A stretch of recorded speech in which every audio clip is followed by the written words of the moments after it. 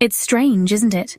The Druids shaped Celtic society, yet we know almost nothing for certain. They were priests, judges, and keepers of knowledge, yet left no written records. Their wisdom vanished with them, leaving only echoes and guesses. Their teachings were passed on by memory, not writing, a living library, but fragile. When the Druids disappeared, so did their knowledge, leaving a void in history. So where do our ideas about Druids come from? Mostly from their enemies, the Romans, who sought to destroy their way of life. We're left piecing together a puzzle with missing and distorted pieces. The story of the Druids is about what's been lost and our quest to find it again. When Rome invaded Gaul and Britain, they brought a new weapon, one far more subtle than the sword or spear. It was the written word, a tool that could shape minds and rewrite the past as easily as it recorded the present. Through ink and parchment, the Romans would change how the world remembered their enemies. Julius Caesar described Druids as powerful, learned, and exempt from war. But his account was political propaganda, crafted to serve his ambitions. He wanted to portray himself as a civilizer, not just a conqueror, and so he painted the Druids as both wise and dangerously alien.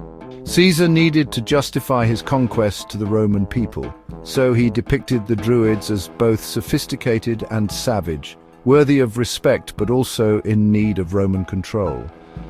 This narrative made his campaigns seem necessary, even noble. Tales of human sacrifice, like the burning Wicker Man, served to make the Druids seem monstrous, their rituals terrifying to Roman sensibilities. These stories were repeated and exaggerated, fueling fear and fascination across the empire. Later, Roman writers like Tacitus added even more drama, turning Druids into shadowy villains lurking at the edges of civilization. Their accounts blurred the line between fact and fiction, myth and reality. Tacitus's account of Anglesey is more theatre than fact, filled with haunting imagery and suspense. It was designed to thrill Roman audiences and justify brutal campaigns. The Roman pen erased the true Druids, replacing them with caricatures that suited imperial needs. The real people and their beliefs were lost beneath layers of Roman invention.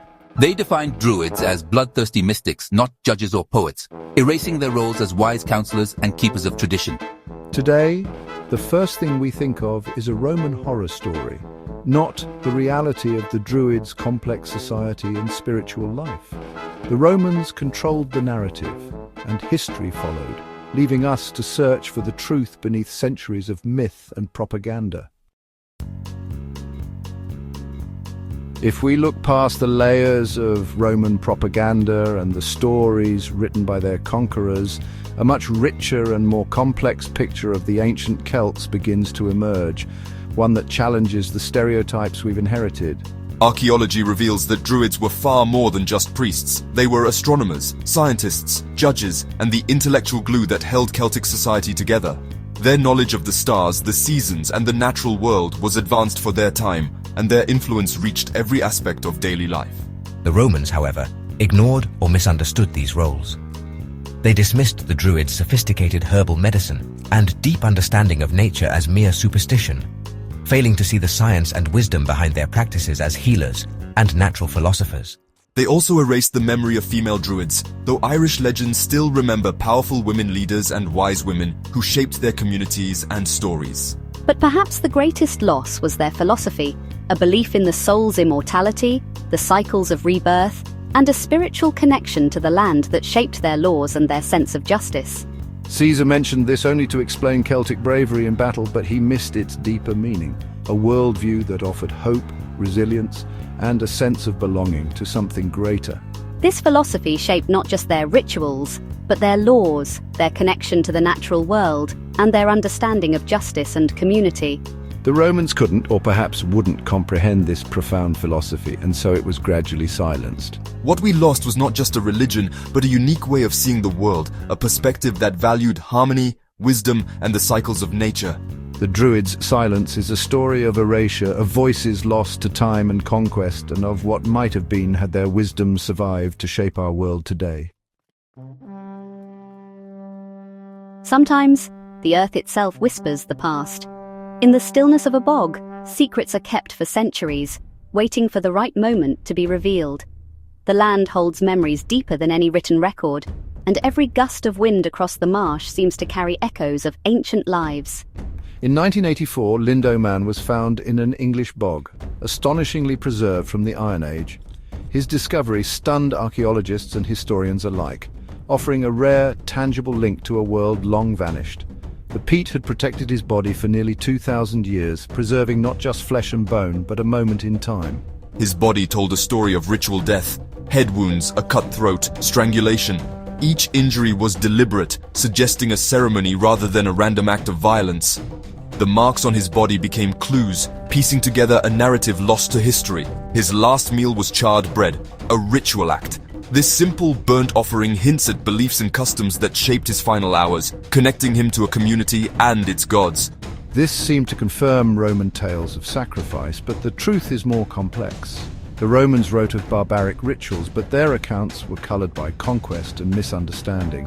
Lindoman's story challenges us to look deeper. The threefold death matches Celtic myth, each wound honoring a different god. This pattern appears in ancient stories, suggesting a sacred purpose behind the violence, a ritual meant to appease powerful forces. It may have been a sacred ritual, not simple brutality. The bog was a threshold between worlds, a place where offerings were made to ensure survival and harmony. Lindoman could have been a willing envoy to the gods in a time of crisis. Perhaps he was chosen, or even volunteered, to bridge the gap between his people and the divine, carrying their hopes and fears into the unknown.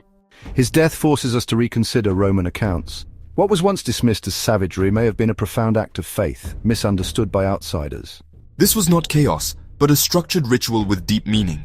Every gesture, every wound, every offering was part of a larger story, one that spoke to the heart of a community's beliefs. The bog returned a body, but not its voice, a silent witness to a lost belief. Lindoman remains a mystery, inviting us to listen more closely to the whispers of the past and to imagine the world he once knew. We stand in Rome's shadow, trying to glimpse the true Druids. The picture is incomplete, a mosaic with more gaps than tiles. Druids were leaders, judges, healers, astronomers, and philosophers. A living library. The Romans flattened this complexity into a caricature. Recovering what was lost matters. It's about understanding ancient diversity. The world Rome conquered was rich with unique cultures and ideas. Reclaiming fragments of that world reminds us our way isn't the only way.